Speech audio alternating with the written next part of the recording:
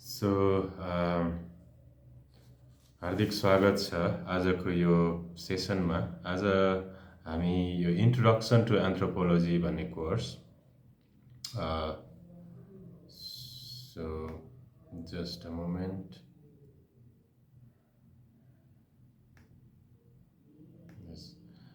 So आज हामी यो इन्ट्रोडक्सन टु एन्थ्रोपोलोजी भन्ने कोर्सको जेनरल एउटा आउटलाइन र यो कोर्स चाहिँ यो इक्जाममा चाहिँ कसरी एटेन्ड गर्ने भन्ने सन्दर्भमा चाहिँ एउटा छोटो कुराकानी गर्न गइरहेका छौँ। यो चाहिँ त्रिभुवन विश्वविद्यालय अन्तर्गत एन्थ्रोपोलोजी ब्याचलर 421 नम्बरको चाहिँ कोर्स हो।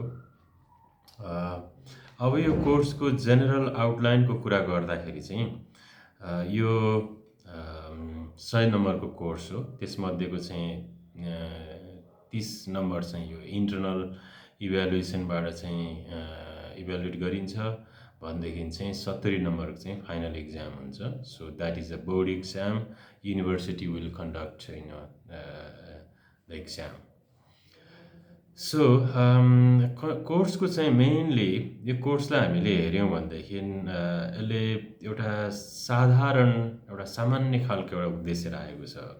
त्यो चाहिँ के हो भन्दाखेरि यो पहिलोचोटि एन्थ्रोपोलोजी पढ्दै गरेको ब्याचलर तहको विद्यार्थीहरूलाई एउटा एन्थ्रोपोलोजी विषयसँग एउटा फ्यामिलियर गराउने, यसको चाहिँ स्कोप, नेचर र यो चाहिँ किन एउटा चाहिँ समाज र संस्कृतिको अध्ययन गर्ने एउटा चाहिँ नै एउटा साइन्स हो, कसरी एउटा साइन्स हो भन्ने कुराको एउटा सामान्य चाहिँ जानकारी दिने त्यो एउटा उद्देश्य हो यो कोर्सको।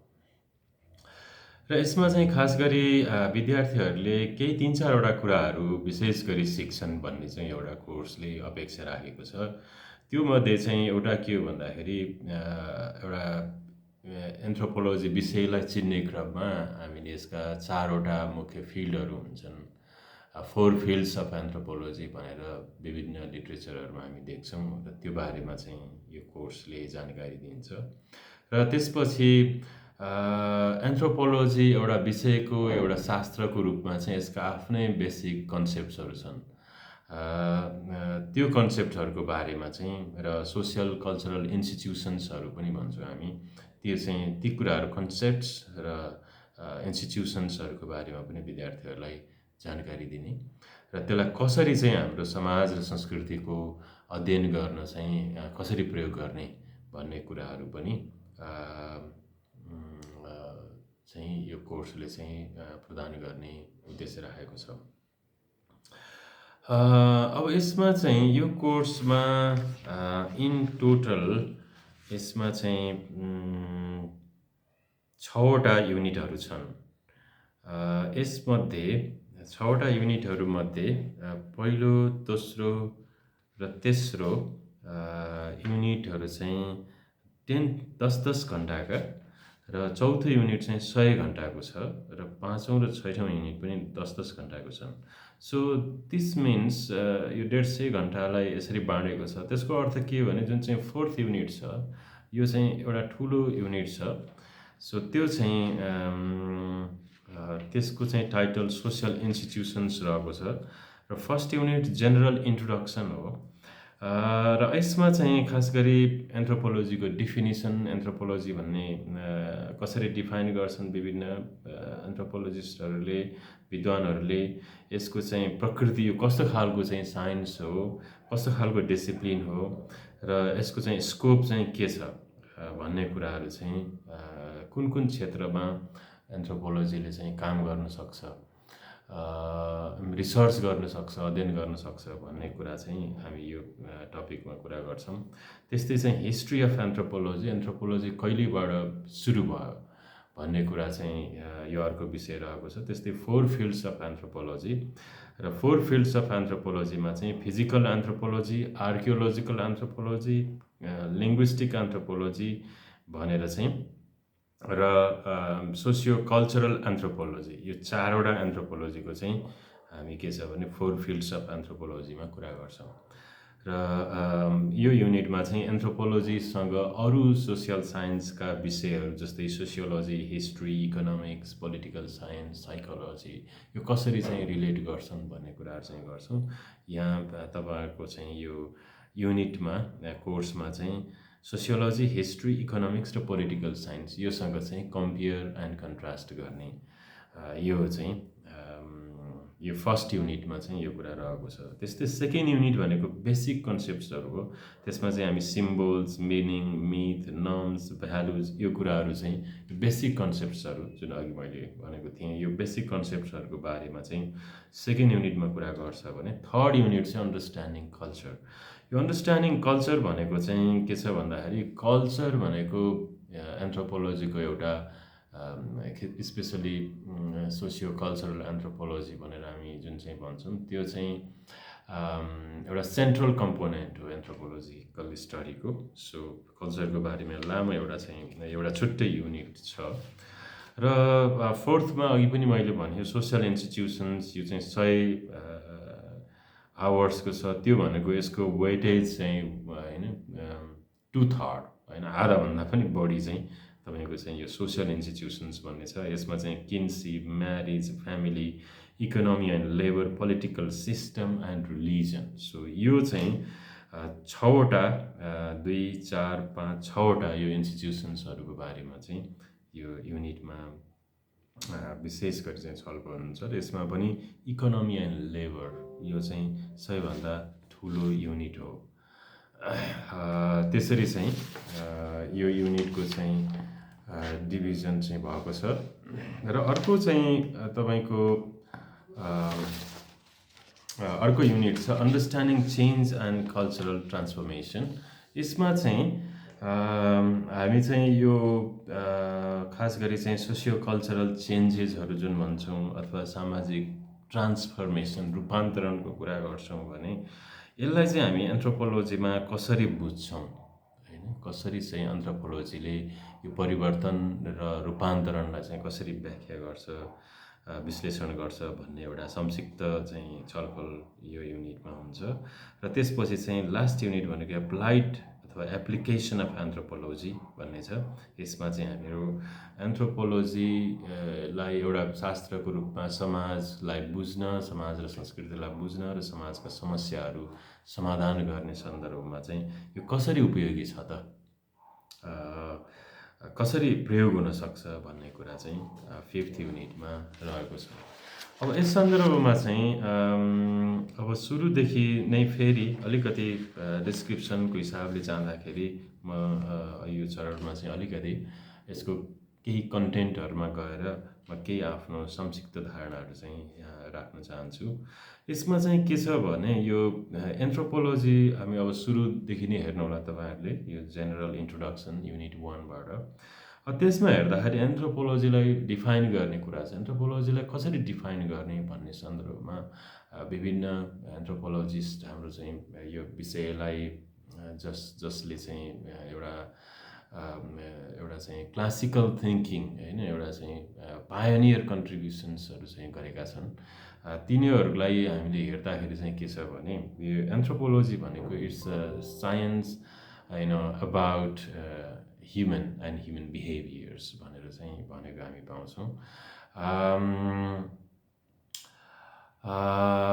सो अब यसमा चाहिँ के छ भने यसलाई चाहिँ स्टडी अफ ह्युमन कल्चर अर्को अर्थमा त्यसरी पनि भनेको छन्। सो अब यो शब्दले नै के भन्छ भन्दाखेरि चाहिँ एन्थ्रो भनेको चाहिँ ह्युमन एन्ड लोगी भनेको साइन्स होइन। So anthropology it's a science of human होइन भनेर चाहिँ हामीले हेरिन्छ। अब तर यसमा चाहिँ जेनरली आउने कुरा के हो भने ह्युमन भनेको हामी त एउटा बायोलोजिकल बिङ हौँ होइन। हामी चाहिँ होइन जन्मिन्छौँ, बायोलोजिकल्ली हामी चाहिँ बढ्छौँ। सो यसको चाहिँ कसरी अध्ययन हुन्छ त भन्ने एउटा प्रश्न छ। सो त्यो कुरा चाहिँ के हो भने द्याट्स आस्पेक्ट अफ हामी एन्थ्रोपोलोजीमा यसलाई चाहिँ हाम्रो इभोल्युसनसँग चाहिँ जोडिएको कुरा हो। सो कसरी चाहिँ ह्युमन अरू होइन प्राइमेट्स अथवा चाहिँ अरू हाम्रो होमिनोइड्स भन्नुहोस् तपाईँ, अथवा हाम्रा पुर्खा जो बाँदरहरू चिम्पान्जीहरूका पुर्खाहरूसँग पनि मिल्थ्यो होला सायद, होइन? सो त्यहाँबाट चाहिँ कसरी इभोल्युसन हुँदै चाहिँ हामी अहिलेको चाहिँ एउटा बाइपेडल एडभान्स्ड ब्रेन, होइन, हामी अहिलेको रूपमा चाहिँ आयौँ त, होइन? सो त्यसको स्टडी र अहिले चाहिँ हाम्रो जस्तै we have a lot of human societies, different kinds of humans we have, होइन? अब धेरै प्रकारका मान्छेहरू छन् भन्दाखेरि it's not just biological, we are different culturally as well, and actually we are immensely different in terms of culture. So that's the aspect of I mean we study these aspects in anthropology. So हाम्रो चाहिँ इभोल्युसन्सको कुरा, होइन, यो विकास हुँदै जुन डार्विनले एउटा चाहिँ प्रस्ताव गरे, त्यस्तै अरू विभिन्न हाम्रो चाहिँ खोजहरूले हामी एउटा इभोल्युसनरी प्रोसेसबाट आएका हौँ भन्ने एउटा सिद्धान्त छ। अथवा there are other theories how human being came in this earth and how human evolved.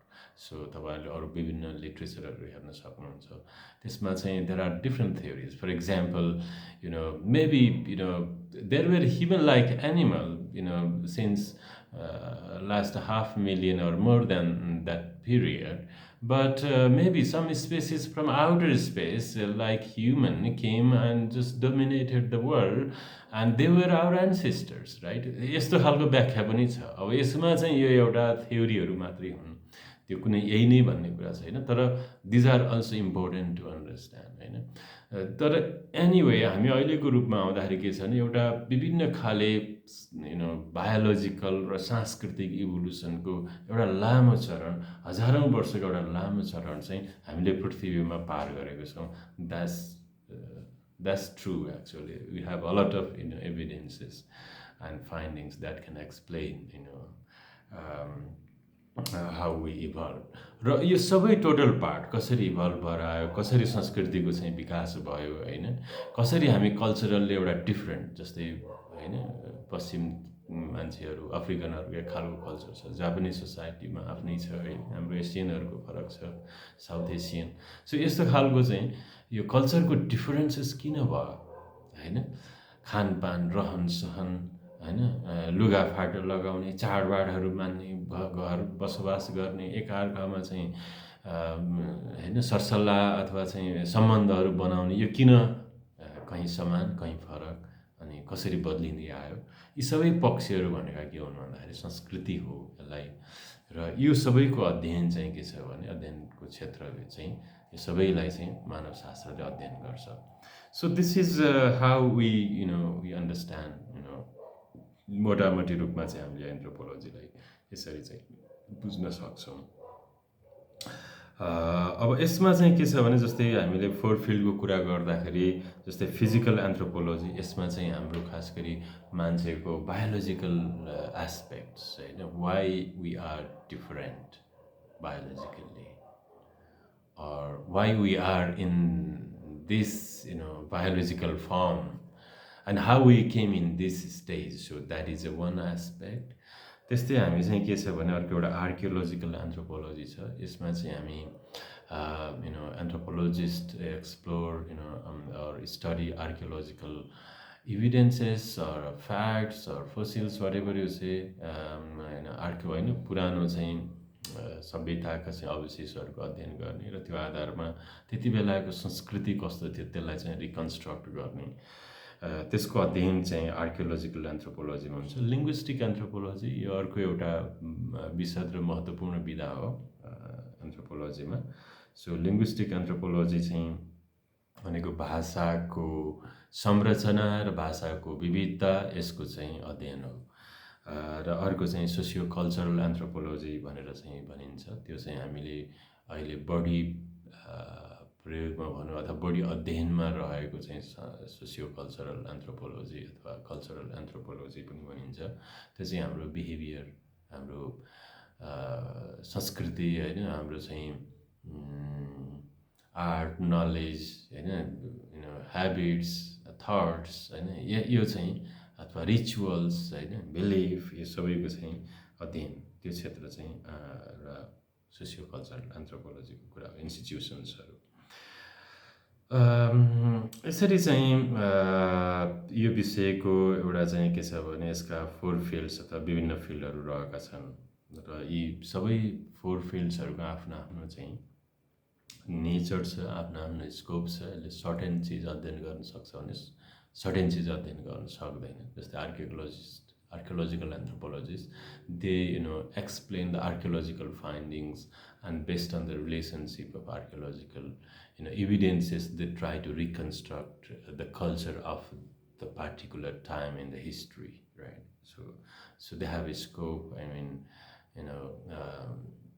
they can't. I mean, they give explanation based on the evidences they find. So यसरी चाहिँ एउटा स्कोप नेचर छ आफ्नै खालको। अब यसमा चाहिँ के छ भने एन्थ्रोपोलोजी एउटा विषय चाहिँ कहिलेबाट सुरु भयो होला भन्ने अर्को एउटा प्रश्न छ, जो which is related to the history of anthropology. So एन्थ्रोपोलोजीलाई अब हामीले चाहिँ पिपुलको कल्चर होइन अथवा पिपुलको ह्युमन बिहेभियरको स्टडीको एउटा विधाको रूपमा चाहिँ लिँदाखेरि यस सन्दर्भमा चाहिँ दुईवटा दृष्टिकोण छन्। एउटा दृष्टिकोण चाहिँ एउटा लामो समयदेखि चाहिँ एउटा एन्थ्रोपोलोजिकल अध्ययन, एउटा चाहिँ लेखन होइन अभिलेखहरूको एउटा परम्परा छ, त्यसकारण एन्थ्रोपोलोजीको हिस्ट्री लामो छ भन्ने पनि छ। अर्को एउटा दृष्टिकोण छ होइन एन्थ्रोपोलोजी त्यस्तो लामो होइन, एउटा विधा एउटा साइन्सको रूपमा चाहिँ यो चाहिँ 19औं शताब्दीको अन्त्य होइन लास्ट 1870 or 1880 को दशकमा चाहिँ जब एन्थ्रोपोलोजी एउटा विज्ञानको रूपमा एउटा सोसियल साइन्सको रूपमा यसले चाहिँ एउटा मान्यता पायो, त्यहीँदेखि नै यसको एउटा हिस्ट्री सुरु हुन्छ भन्ने कुरा पनि छ।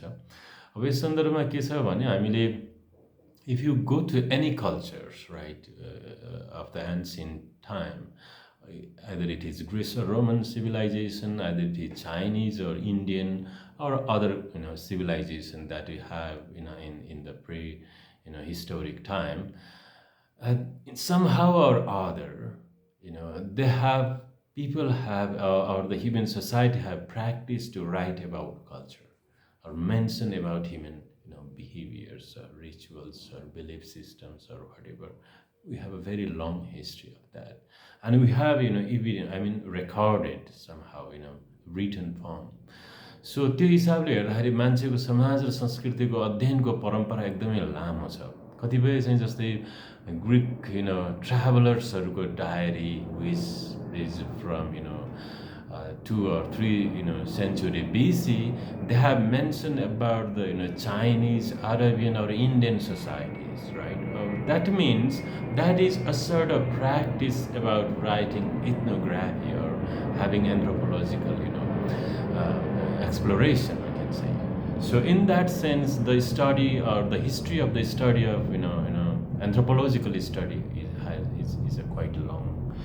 अब तर अब चाहिँ के छ भने मोडर्न कन्टेक्स्टमा आइसकेपछि चाहिँ हेर्ने हो भनेदेखि चाहिँ अरू साइन्सको तुलनामा यो चाहिँ एउटा एडभान्स एउटा फर्मल साइन्सको रूपमा युनिभर्सिटीमा करिकुलम बनाउने पढाउने रिसर्च गर्ने त्यस्तो क्रमको सुरुवात चाहिँ 19औं शताब्दीको अन्त्यतिर मात्रै भयो। when Edward Vernon Tyler he studied about other cultures and actually standardized anthropology as a science. त्यो भनेको चाहिँ के छ भन्दाखेरि यो चाहिँ त्यसरी हेर्दाखेरि यसको हिस्ट्री एकदमै छोटो छ र 20औं शताब्दीको पहिलो हाफमा नै वास्तवमा एन्थ्रोपोलोजी एउटा म्याच्योर भएको हो भनेर चाहिँ हामी भन्न सक्छौँ। यद्यपि त्यसपछि पनि 20औं शताब्दी भनेको को हाफपछि भनेको चाहिँ 1950 पछि पनि there are still some the groundbreaking works going to happen.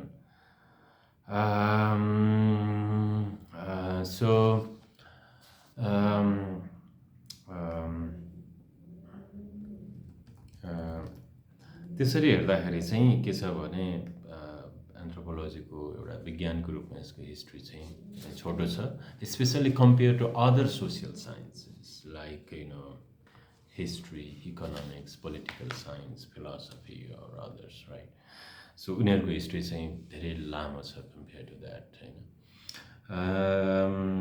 So this is just about general introduction है, मैले यति नै चाहिँ राखेँ। अब बेसिक कन्सेप्ट्सको कुरा गर्दाखेरि यसमा धेरै कन्सेप्ट्सहरू तपाईँहरू देख्नुहुन्छ यहाँ चाहिँ 15-20वटा चाहिँ कन्सेप्ट्सहरू चाहिँ छन्, जस्तै symbols, meaning, myth, belief, norms, values, modes, caste, class, यो विभिन्न कन्सेप्टहरू छन्। अब मैले 1 to 1 चाहिँ यो कन्सेप्टमा चाहिँ तपाईँहरू आफ्नो टेक्स्ट बुकहरूमा जानु होला। र मैले चाहिँ के चाहिँ यसमा इम्फेसाइज गर्न चाहन्छु भने, in any anthropological literatures, any book, any research work by the anthropologist, you will encounter with this sort of concepts frequently. That's why these are very important. And अर्को कुरा चाहिँ यो जुन कन्सेप्ट्सहरू छन् यहाँ, जस्तै सिम्बल, मिनिङ, मिथ्स, बिलिफ्स भने होइन, अरू चाहिँ नर्म्स, भ्यालुजहरू, यो भनेको के हो भने एन्थ्रोपोलोजिस्टहरूले के छ भने सिम्बल्स भन्दा बित्तिकै we have a certain understanding, I mean अरूले जेनरली प्रयोग गर्ने त्यही टर्मको चाहिँ अर्थ अरू डिसिप्लिनले प्रयोग गर्ने एन्थ्रोपोलोजिस्ट अथवा ले प्रयोग गर्ने फरक हुनसक्छ। यो भनेको के भने हरेक विषयका आफ्ना कन्सेप्ट्सहरू हुन्छन् र त्यसको चाहिँ एउटा सर्टेन मिनिङ, त्यसको चाहिँ एउटा actually it क्यारिज certain variables, right, in terms of research. So त्यस कारण चाहिँ कन्सेप्टलाई अलिकति एन्थ्रोपोलोजिस्टहरूले कसरी हेर्छन् अथवा कसरी व्याख्या गरिन्छ एन्थ्रोपोलोजिकल लिट्रेचरमा, तपाईँहरूले यसलाई चाहिँ अलिकति ध्यान दिनु होला। तर यहाँनिर के भने जस्तै for example symbol is a concept, and how do you take symbol is for example, there are signs and symbol. How symbol is different from sign? त्यसरी चाहिँ अलिकति तपाईँहरूले हेर्नुभयो भने सहज हुन्छ। Actually, sign is a very formal kind of symbol, but symbol has a very deeper meaning. It has some people of particular culture have actually symbols, right? And every culture has different symbols, and people are immensely connected, embedded with the symbols. So तपाईँहरूले चाहिँ यसलाई अलिकति हेर्नु होला त्यो अनुसार चाहिँ। त्यस्तै हामीले कास्ट, क्लास, जेन्डर, सोसाइटी भन्ने कुराहरू छ। त्यस्तै तपाईँ लास्टतिर जानुभयो भने it gives a different types of hierarchical and egalitarian society. So के छ भने एन्थ्रोपोलोजिकल फाइन्डिङहरूले सोसाइटीहरूको विभिन्न फर्महरू चाहिँ देखाएको छ। मानव समाजमा विगतमा एक खालको समाज थियो, अहिले हामी अर्को खालको समाजमा छौँ होइन। अहिलेको समाज पनि एउटा परिवर्तनको मोडमा छ होला सायद होइन, अवश्य पनि। सो यसमा चाहिँ के छ भने हाम्रो एन्थ्रोपोलोजिकल रिसर्च होइन फाइन्डिङ्सहरूले पत्ता लगाए अनुसार मूलत हाम्रो समाजहरू दुई खाले होइन भेटिन्छ। यसको चाहिँ एउटा सामाजिक एउटा विभाजनको हिसाबले हेर्दाखेरि एउटा hierarchical society, which society is divided into different hierarchy, while other is egalitarian society. Egalitarian means there is no hierarchy, right? Everybody has equal access to the power and resources available in the society. That is the assumption of egalitarian society, and there are different views among anthropologists and researchers whether there was that sort of egalitarian society existed ever in the history, or if it is still existing in the human existence or not होइन। त्यहाँ चाहिँ छ। अब केही थ्योरिस्टहरूको कुरा के छ भने no there cannot be any egalitarian society that means all people are equal. That's not true actually, that's just an hypothetical society, right. So त्यस्तो खालको दृष्टिकोण राख्ने पनि कुरा छ। तर एनिवे हाम्रो अहिलेको वर्ल्डको सबै सोसाइटीहरू चाहिँ एक्जिस्टिङ अहिलेको चाहिँ all societies are stratified societies one way or other. र पास्टमा पनि के छ भने at least based on gender, based on age, based on the role they perform, we found the stratification of one sort of or other in all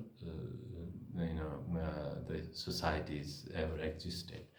तर के छ भने रिलेटिभली कुनै सोसाइटीमा चाहिँ त्यो स्ट्राटिफिकेसन चाहिँ एकदमै कम होइन, अथवा lace stratification, or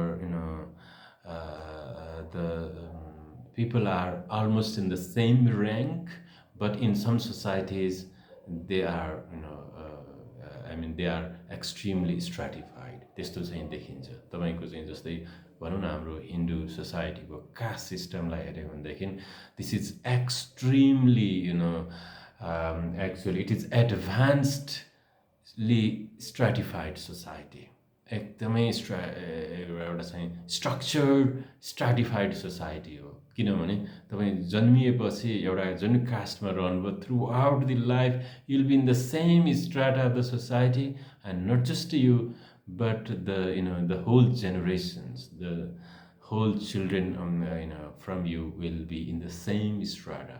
So that is extremely stratified, or very clear concept of the stratification, even though it is extremely critical, or heavily criticized by different scholars.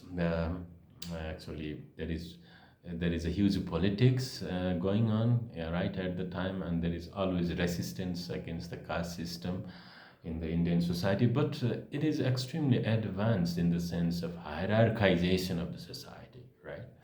So जस्तै हामी चाहिँ त्यो बाहेक अब इगलिटेरियनको कुरा गर्दाखेरि विभिन्न ट्राइबल सोसाइटिजहरूमा हिमालयन माउन्टेन सोसाइटिजहरू चाहिँ lace stratified, people can move from one strata to other based on their roles they perform in the society. So त्यो आधारमा चाहिँ in that sense those kind of society are less stratified, less hierarchized, or the sense of equality among the members is highly pursued or appreciated in that kind of society. So त्यस्तो खालको पनि हामी चाहिँ भेट्न सक्छौँ, र तपाईँहरूले relatively त्यसलाई चाहिँ हेर्न सक्नुहुन्छ यसलाई। अब थर्ड युनिटको कुरा गर्दाखेरि अन्डरस्ट्यान्डिङ अफ कल्चरको कुरा गर्दाखेरि definition, nature and characteristics of culture. अब यसमा चाहिँ कल्चर भनेको के छ भन्दाखेरि what is culture and what is not culture, right? So we can start in this way. So everything that is constructed or influenced or manipulated by human is actually culture, right? अब तपाईको चाहिँ टयलरले first time he gave a very wonderful definition in 1871, and he says culture is everything that we acquire, or as a member of society, that we acquire as a member of society, art, knowledge, belief,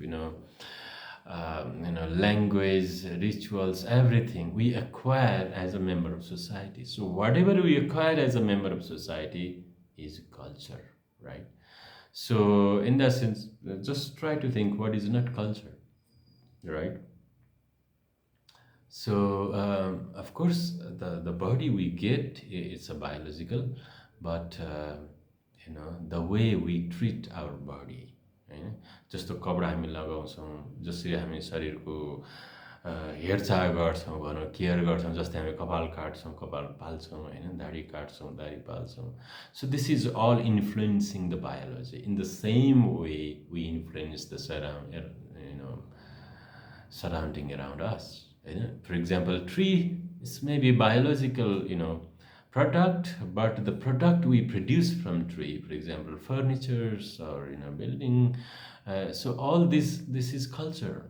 And again, we plant a certain species of tree, in a certain place, right? And that's a part of our culture. So this is actually the scope of culture can be much more larger, wider than generally we think. It's not, culture doesn't mean just rituals and celebration and language and so on, but it is all influenced, manipulated, or negotiated by members, is a part of our culture.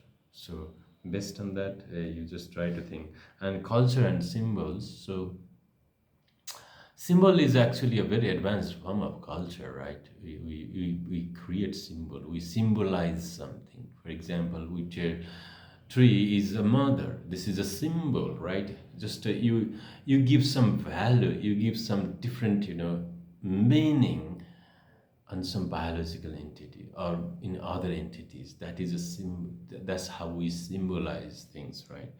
So त्यसरी चाहिँ के छ भने हामीले actually we construct, reconstruct our culture. So this is a larger, a broader way to approach the culture. And so how to study this culture, yes, there are different theories, कसरी चाहिँ कल्चरलाई study गर्ने भन्ने सन्दर्भमा यो culture चाहिँ so नेचरभन्दा बाहिर छ, नेचरसँगै छ, यसले कल्चरले चाहिँ नेचरलाई इन्फ्लुएन्स गर्छ या नेचरले कल्चरलाई इन्फ्लुएन्स गर्छ. These are the some ways to study culture or to explain the culture relations. यसमा चाहिँ हामी अब अध्ययन गर्ने क्रममा चाहिँ संस्कृति, अरू समाज संस्कृतिलाई बुझ्ने सन्दर्भमा हामी विभिन्न फिल्ड स्टडीहरू गर्न सक्छौँ. अघि भने जस्तो आर्कियोलोजिकल फ्याक्टहरू हेर्न सक्छौँ, लेखौटहरू पढ्न सक्छौँ, होइन. We get involved in some other cultures and try to understand what does that mean, होइन. जस्तै चाहिँ कुनै समाजमा के छ भने एक तरिकाले बिहे हुन्छ, होइन. पण्डित बस्ने जस्तो हिन्दू समाजमा, होइन. अनि त्यहाँ बिचमा चाहिँ लमीहरूले मिलाएका हुन्छन् पहिला, अनि श्रीमान श्रीमती त्यो यज्ञ गर्ने, पूजा गर्ने, यस्तो खालको ट्रेडिसनल छ. So why do they that kind of way? Maybe if you see from the exotic or the ethic perspective, होइन, अरू बाहिरी आँखाले हेऱ्यो भने के गरे भने जस्तो हुन्छ. So to understand you have to be there, होइन, to ask the people and to engage with the events, and you get what does that mean, right? So that's ways of studying culture. त्यसलाई हामी ethnographic भन्छौँ अथवा interview, observation, विभिन्न तरिकाले हामी चाहिँ के छ भने संस्कृतिहरूको अध्ययन गर्न सक्छौँ. अब यसमा चाहिँ सो यो मैले जति अहिले कल्चरको हामीले धेरै कुरा गरिरहेछौँ, अब यसमा चाहिँ कल्चरलाई हामीले विभिन्न तरिकाले अहिले हामी जुन खालको सांस्कृतिक एउटा विकासको अवस्थामा छौँ, भाषा, हाम्रो चाहिँ रहन सहन, होइन, सामाजिक सम्बन्धहरू, मूल्य मान्यताहरूको जुन एउटा तह चाहिँ हाम्रो छ, यो अवस्थासम्म चाहिँ हामी एकैचोटि चाहिँ आएको होइन मानव समाज, होइन. यो कुरालाई चाहिँ हामीले हेर्नुपर्छ. So we have a evolutionary history, a long evolutionary history, अघि पनि मैले जुन भने. सो त्यसलाई चाहिँ हाम्रो के छ भने त एउटा इभोल्युसन अफ कल्चरमा चाहिँ एउटा आइडिया के छ भन्दाखेरि हामी एउटा प्यालियोलिथिक, मेसोलिथिक, नियोलिथिक कल्चर्स हुँदै चाहिँ एउटा चाहिँ हामी एउटा, होइन, प्रि एन्सियन्ट, होइन, त्यसपछि मिडिएबल र मोडर्न एउटा कल्चरमा चाहिँ हामी एडभान्स गर्दैछौँ भन्ने एउटा जेनरल कन्सेप्ट छ. सो इन द्याट सेन्स, होइन, यो चाहिँ के छ भने खास गरी चाहिँ यो एउटा जुन हामी अहिलेको हाम्रो जुन समाज हो, यो चाहिँ यसको प्रारूप चाहिँ संस्कृति, समाज र संस्कृतिको प्रारूप चाहिँ ढुङ्गे युगबाट सुरु भयो भनेर भनिन्छ. र त्यो ढुङ्गे युग पनि वास्तवमा लाखौँ वर्ष एक्जिस्ट गर्यो. when we used to use stone tools, our ancestors actually survived or actually they lived with stone materials all the time, right? अथवा हाम्रो संस्कृतिको मुख्य पार्ट चाहिँ ढुङ्गा थियो. ढुङ्गाका औजारहरू प्रयोग गर्ने र त्यसले चाहिँ हाम्रो शत्रुहरूसँग लड्ने अथवा हतियारको रूपमा त्यसलाई प्रयोग गर्ने. त्यस्तो हुँदै हुँदै हुँदै हामीले ढुङ्गाको घर बनाउने, होइन, ढुङ्गाको चाहिँ मूर्तिहरू बनाउने त्यो एजसम्म चाहिँ एउटा लामो कालखण्ड चाहिँ त्यहाँ को एउटा लामो कालखण्ड बितेको छ. त्यो स्टेजलाई चाहिँ हामीले एउटा ढुङ्गे युग भन्छौँ. र त्यो आधारमा we try to understand actually the evolution of culture, है. सो त्यो तरिकाले पनि तपाईँहरूले हेर्नु होला. र अब अहिले हामी चाहिँ के छ भने खास गरी कृषि युगबाट औद्योगिक युगमा प्रवेश गरेको र औद्योगिक युगको पनि एउटा पछिल्लो चरण पोस्ट इन्डस्ट्रियल एउटा चाहिँ सोसाइटी, पोस्ट इन्डस्ट्रियलाइज्ड एउटा चाहिँ अथवा इन्डस्ट्रियल कल्चरल स्टेजमा चाहिँ हामी अहिले छौँ भनेर चाहिँ हामी जेनरली यसलाई भन्न सक्छौँ। अब म अलिकति छिटो जाने कोसिस गर्छु। सोसियल इन्स्टिट्युसन्स भन्ने चाहिँ 4th युनिट छ। अब यसमा चाहिँ kinship, marriage, family, economy and labour, political system, religion भन्ने कुराहरू छ।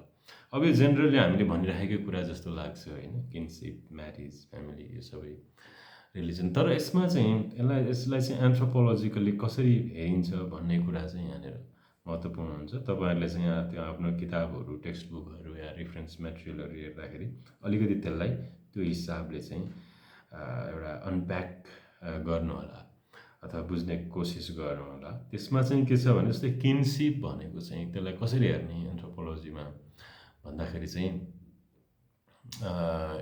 Actually it is a very primary group in society है। तपाईँहरूले हेर्नु भने किनसिप, फ्यामिली भनेको यो चाहिँ एकदम प्राइमरी ग्रुप हो, where individual knows each other personally. You have emotional attachment with the members. This is a very unique kind of social invention compared to other kind of social groups, right? जस्तै तपाईँ हामी चाहिँ अब विभिन्न कलेजमा हुन्छौँ, अरू विभिन्न क्लबहरूमा हुन्छौँ होइन, पोलिटिकल पार्टिजहरूमा अथवा वर्किङ अर्गनाइजेसन हुन्छौँ, where you can't have that kind of relationship, right, which you have in kinship and family and so on, right? अनि किनसिपहरू विभिन्न तरिकाले डिटरमाइन हुन्छ, अथवा फ्यामिली पनि सँगसँगै बुझ्नु होला तपाईँहरूले। जस्तै चाहिँ हाम्रो कसैसँग हाम्रो एकदमै ब्लड रिलेसन्सबाट हुन्छ भने कसैसँग हाम्रो चाहिँ के छ भने म्यारिज रिलेसनबाट हुन्छ। जस्तै चाहिँ हस्बेन्ड र वाइफको relation it's not a blood relation होइन, इट इज म्यारिज रिलेसन है। सो त्यसरी चाहिँ तर फेरि चिल्ड्रेनहरूसँगको रिलेसन चाहिँ ब्लड रिलेसन हो। सो किन ग्रुप पनि विभिन्न तरिकाले चाहिँ निर्माण हुन्छ। त्यस्तै फ्यामिली पनि त्यही खाल त्यो सँगसँगै हेरौँ, त्यसमा चाहिँ विभिन्न खाले फ्यामिलीहरू समाजमा एक्जिस्ट गर्छन् अथवा हिस्ट्रीमा थिए। कुनै म्याट्रिआर्कल थिए, कुनै प्याट्रिआर्कल थिए होइन, कुनै म्याट्रिलोकल, कुनै प्याट्रिलोकल, पोलिएन्ड्री, पोलिग्यामी होइन, धेरै महिलाहरू बिहे गर्ने, धेरै पुरुषहरू एउटा महिलाले बिहे गर्ने, ग्रुप म्यारिज गर्ने, यस्ता विभिन्न प्र्याक्टिसहरू चाहिँ म्यारिजका प्र्याक्टिसहरू हामी पाउँछौँ। र अहिलेको अवस्थासम्म हामी कसरी एडभान्स गऱ्यौँ अथवा अहिले कस्तो अवस्था छ विभिन्न समाजहरूमा, सो वी क्यान सी। र फ्यामिली भन्दा बित्तिकै पनि अर्को एउटा पार्ट के छ भने आई मिन त्यहाँ चाहिँ एक्चुअली अहिले पनि हामी संसारमा हेऱ्यौँ भने family is the most powerful institution actually that determines your economic status, even your personal achievement is highly detrimental to the relations that you have with your family members. This is actually, this is very obvious, right? So त्यस रूपमा चाहिँ हामीले फ्यामिलीलाई हेर्नुपर्छ, family, marriage, किनसिपहरूलाई। त्यस्तै अब economy and labour होइन, अब यसमा पनि के छ भने all the time throughout the history, human society have one or other kind of economic, institutions or labor arrangement. र यसमा चाहिँ मैले अगाडिकोमा पनि भन्नु जस्तै actually family, kinship, marriage, these are the very oldest institutions as well. एकदमै पुरानो चाहिँ संस्थाहरू। अब यसको चाहिँ नेपालीमा चाहिँ संस्था हुन्छ इन्स्टिट्युसन्स भन्ने होइन, तर हामी चाहिँ जुन संस्था भनेर चाहिँ फर्मल संस्थालाई भन्छौँ त्यसलाई चाहिँ अलिकति तपाईँहरूले त्यो टर्मलाई चाहिँ त्यसलाई चाहिँ एउटा यो सन्दर्भमा चाहिँ रिफाइन गर्नु होला। अब किनसिप पनि एउटा संस्थाको रूपमा, family, marriage, these are the very oldest form of institutions. त्यस्तै इकोनोमी, पोलिटिकल सिस्टम, रिलिजन पनि they are not new institution actually, they have also very very long history. Human सोसाइटीमा इकोनोमी, लेबरको पनि एउटा लामो चाहिँ छ, तर इतिहास छ। तर किनसिप होइन, फ्यामिली जति सायद अथवा म्यारिज जति लामो हिस्ट्री चाहिँ इकोनोमी, पोलिटिकल, इभन रिलिजन इन्स्टिट्युसनको पनि छैन होला जस्तो चाहिँ मलाई लाग्छ। मेरो रिडिङहरूले चाहिँ त्यस्तो भन्छ। खास गरी चाहिँ हाम्रो इकोनोमी एन्ड लेबरको कन्सेप्ट चाहिँ when human being started to have a sedentary life होइन अथवा sedentary society हाम्रो जब चाहिँ एउटा हन्टिङ ब्यान्ड यो चाहिँ हाम्रो चाहिँ एउटा नोम्याडिक स्टेज थियो त्यो चाहिँ प्यालियोलिथिक चरणमा त्यो चाहिँ पार गरेर जब मान्छेहरू चाहिँ ढुङ्गे युगबाट ब्रोन्ज होइन त्यसपछि कृषि युगमा चाहिँ प्रवेश गर्यो त्यसपछि नै यो इकोनोमी लेबरको कन्सेप्ट चाहिँ प्रारम्भ भयो सँगसँगै पोलिटिकल सिस्टम पोलिटिकल इन्स्टिट्युसन्सको र अनि रिलिजनको अवधारणाहरू पनि सुरु भएका हुन सक्छन् भन्ने चाहिँ व्याख्याहरू पाइन्छ अब यसमा चाहिँ के छ भने होइन इकोनोमी भन्दा बित्तिकै हामी चाहिँ the system of production distribution and consumption होइन त्यो अवधारणा चाहिँ के छ भने जब हामी चाहिँ खाद्यान्नहरूको उत्पादन अथवा त्यसको सेभिङ होइन अनि त्यसलाई चाहिँ वितरण गर्ने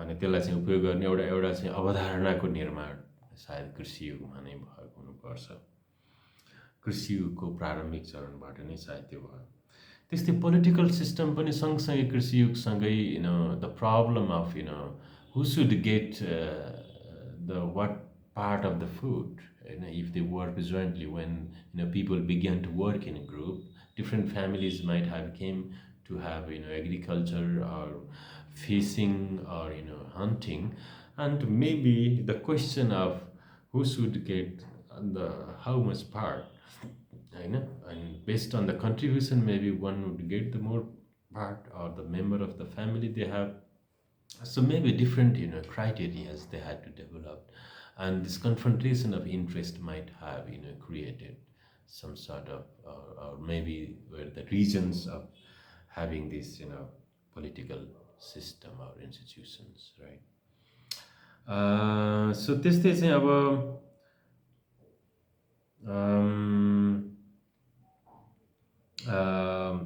अब रिलिजनको पनि कुरा त्यही नै हो एउटा चाहिँ विभिन्न प्रश्नहरू जब मान्छेको एउटा कग्निटिभ एउटा क्षमता विकास भए सोच्न सक्ने त्यसपछि प्रकृतिका विभिन्न घटनाहरूलाई चाहिँ व्याख्या गर्ने क्रममा मान्छेले चाहिँ एउटा रिलिजियस इन्स्टिट्युसनको विकास गरेको हुनसक्छ अथवा एउटा सुपर नेचुरल बिङप्रतिको आस्था होइन अथवा सुपर नेचुरल इन्टिटिजको एउटा अवधारणाको विकास भएको हुनसक्छ र त्यसले चाहिँ एउटा बिलिफ सिस्टमलाई विकास गर्यो जसलाई हामी रिलिजियस इन्स्टिट्युसन भन्छौँ र त्यस्तै अब यो चेन्ज र ट्रान्सफर्मेसन र अनि एप्लाइड एन्थ्रोपोलोजीको पनि अघि मैले कुरा गरेँ अब यसमा चाहिँ म अलिकति छिटो जान चाहन्छु छिटो गरौँ अब अलिकति हाम्रो सेसन लामो भयो अब यसमा चाहिँ अब एन्थ्रोपोलोजीलाई खास गरी मैले लास्टको एउटा पार्ट चाहिँ जोड्छु एन्थ्रोपोलोजीलाई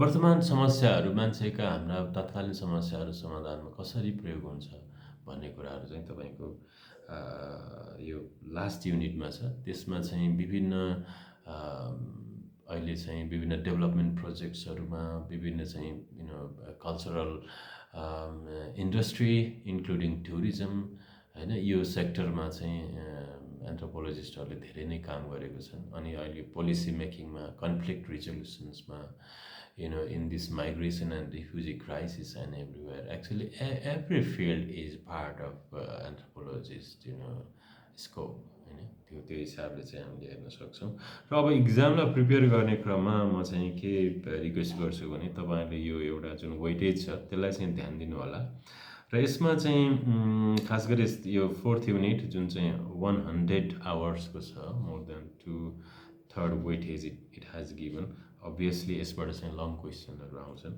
र फर्स्ट युनिट र त्यसपछि 3rd युनिट अभियसली त्यहाँबाट पनि लङ क्वेसन आउने चान्सेस बढी छ र तपाईँहरूले चाहिँ के छ भने एन्सर लेख्दाखेरि सबैभन्दा पहिलो प्रायोरिटी चाहिँ लामो क्वेसनहरूलाई नै बढी टाइम दिनु होला लङ क्वेसन्स र क्वेसन चाहिँ नछोड्नु होला त्यो नै सबैभन्दा बेस्ट स्ट्राटेजी हो तपाईँहरूले आफूले चाहिँ जे जानेको छ जानेको कुराहरूलाई try to reflect take time and use your whole exam hour to write papers and complete the all questions है यही नै गरियो भनेदेखि चाहिँ तपाईँहरूले चाहिँ बेस्ट ग्रेड ल्याउनुहुन्छ होला. So if any problem, please write me email or call me by phone or just message me, so we can have in touch. And if you needed some reference material and further explanation on any of the topic in your in your syllabus, in your course, I'm just ready for any time. Thank you so much for this evening.